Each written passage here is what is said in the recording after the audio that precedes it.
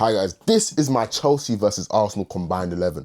And if you're wondering, why is Toby doing a Chelsea versus Arsenal combined 11? It's because Chelsea host Arsenal on the 14th of January this week. And you're asking, if you don't know me, you're probably wondering, who's this nobody doing it? And I'll tell you why I'm doing it. Because I can. And it's my channel. And I support Chelsea. And like you guys, we all have a right to say whatever we like about the club. So we're going to start off in goal. We've got Big Bob Sanchez. Did you see it any other way? No. Most clean sheets in the Premier League.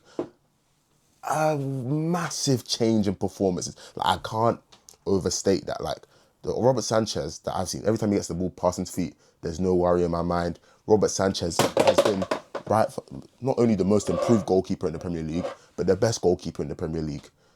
You look at the defenders in front of them and you start to think, wow, how is Robert Sanchez leading clean sheets? His shot stopping is unbelievable. His passing has been excellent this season. I remember the pass to João Pedro for the assist against Newcastle. There was also an opportunity for Garnacho against Everton, but Garnacho did Garnacho things. But boys, we won't talk about that today. It's a combined 11. And I'm telling you, Robert Sanchez comes in as my goalkeeper. Cool. We'll go to the centre-back partnership. I got Tosin. Okay. I don't got Tosin, guys. I got Gabriel and Saliba. I think, as much as I hate to give Arsenal their plaudits, I'm not giving them the plaudits. Moving on. I'm joking.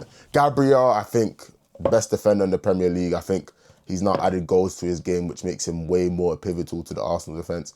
Not only can he score goals, but he's been pivotal to the way they defend. I think he's been the better defender out of him and Saliba.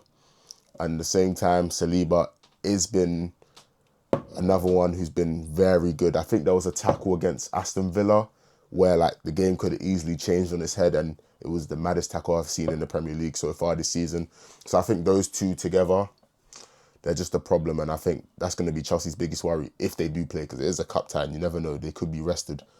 But if it wasn't Saliba, I'd put Fofana in, because Fofana, top quality defender, and I think he doesn't get his props. I think leads the league in aerial present, like anything aerially, just know that's Fofana's. Like, it's cash money. Like, it's like a deposit.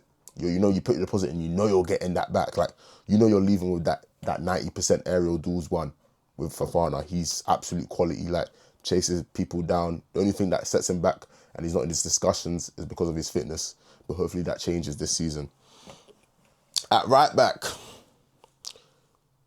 I had talks of Urian Timber at the start of the season, but that debate got shut down immediately. There's been a special guy. My argument for Chelsea's player of the season, a guy stepped into midfield against Rice, got man of the match. A man who stepped in midfield against Rodri and got man of the match. A man that should be in Ballon d'Or conversations because he is a Ballon d'Or level talent and he's a Ballon d'Or level player. Reece James. Brother of Lauren James. That guy, what he does on a football pitch can never be studied. I'm telling you, the strength to the passing technicality, the first touch, everything about him, a true leader on the pitch, bringing the managers closer to the fans. Everything about him is class. And I just want to see what this guy does on the senior, because you know it's going to be crazy. And I just think Reece James, wow, what a player.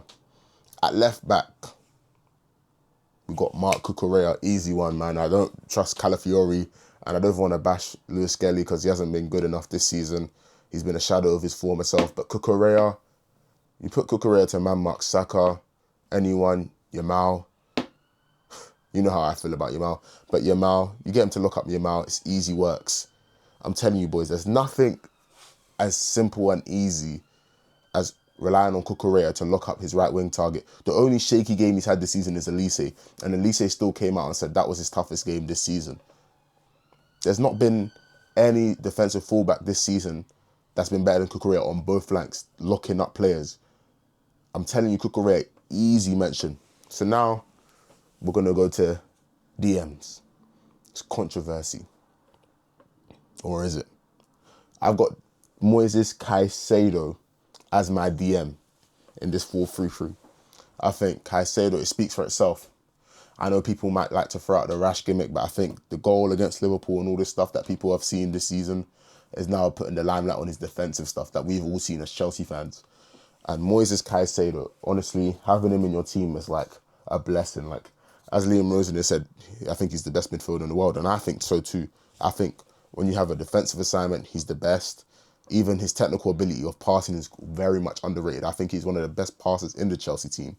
And we all know what kind of goals he can score in big moments, especially blonde hair Caicedo. So I'm telling you, like, I just don't think it's a discussion. Although I know the Declan Rice discussions are all there. Declan Rice is an amazing midfielder. I'm not putting that past him, but Moises Caicedo edges for me.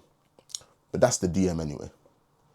The centre mids in my team go to Declan Rice and Enzo Fernandez. And I'll go on Enzo Fernandez before I give Declan Rice any praise, but Enzo Fernandez, yeah, since 2025 has been Chelsea's most key player in terms of the output.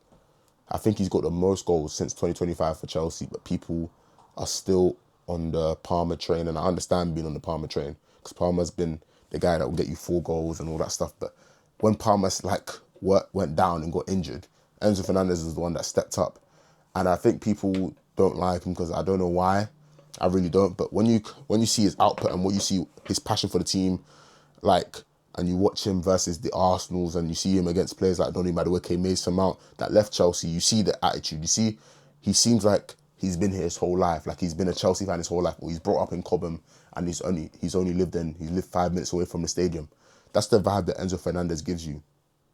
So I just think I can't not rate a guy that plays like that and has the output to match it. Goals against City, last minute equalisers, passion. You can see him and Reece James doing the head grab. Bro, that kind of thing you can't teach it. You can't teach that kind of mentality. And Declan Rice, he's added assists, he's on set pieces, he's crucial to the way Arsenal play. So I can just give it to them, and they are first in the Premier League, so they need to have a midfielder in their team. So Declan Rice, welcome to the team. On the left wing, you guys won't expect this one, but Martinelli no.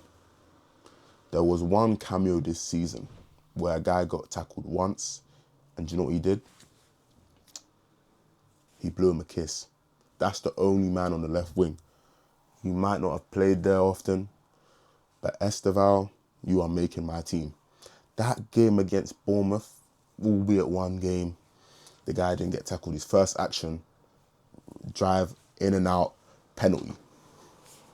Estevao is one of the brightest marks, and it would be a crime to not have this guy in my team. I think Estevao is one of the greatest players, or will be one of the greatest players to play for Chelsea, and will potentially take Cole Palmer's chain. I know it's a hot take, don't shoot me, but I definitely do think Estevao could take Cole Palmer's chain with the way he's playing and the way Cole Palmer's acting right now. Right wing, Cole Palmer or Saka? I've gone with Saka. Saka, even though he hasn't scored, Saka brings a level of consistency Cole Palmer hasn't brought for a long time. Cole Palmer's been questionable. You're only as good as your last 5 games. Ever since Palmer's injuries, the goals have dried up, the assists have dried up, the passes look short. I'm just hoping under Liam Rosen, Palmer can get back to his best. But with Saka, I can't lie, you know what you're going to get.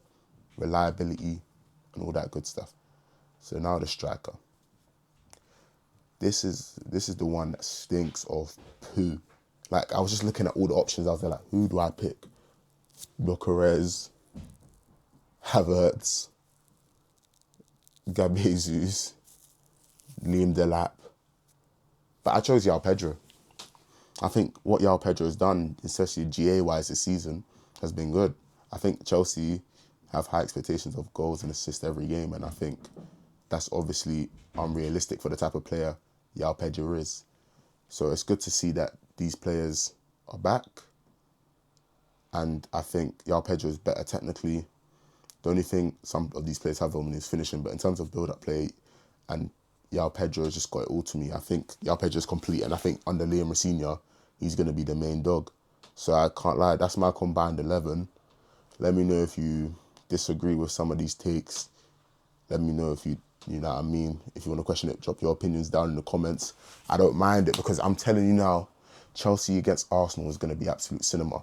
And if you guys are going to the game, let me know and I'll see you there, because I can't wait for the battles in midfield. I can't wait. Last game was a tense affair, red card, and now Chelsea fans won't have an excuse of a red card, hopefully, unless someone gets a red card again. Knowing Chelsea is probably a thing, but I just wanted to say that today, and you know what I mean? I hope it's a great game, and I definitely think this combined 11 is accurate to my ability, but let me know if you guys disagree and drop it down in the comments.